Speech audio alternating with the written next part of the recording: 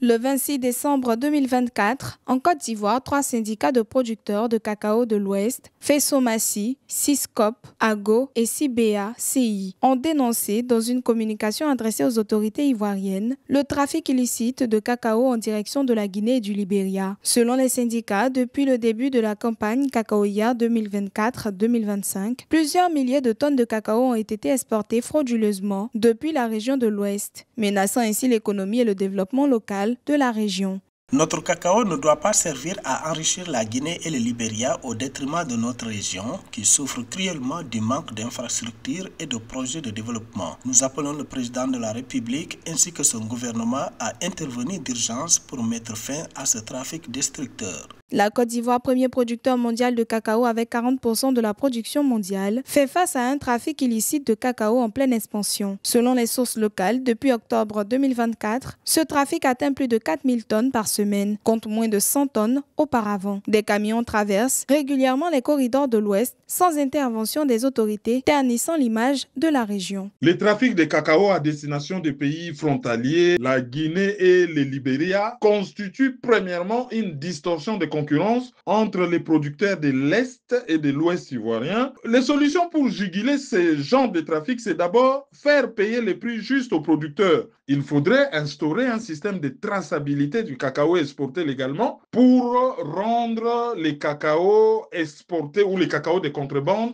difficiles à écouler. Selon les statistiques, le cacao en Guinée et au Libéria constitue moins de 2% du PIB de chaque pays, avec des productions bien inférieures à celles de la Côte d'Ivoire. Selon les experts, la mise en place de régulations strictes et efficaces sur le commerce du cacao, garantissant un circuit formel et transparent serait une réponse pour stopper ce trafic.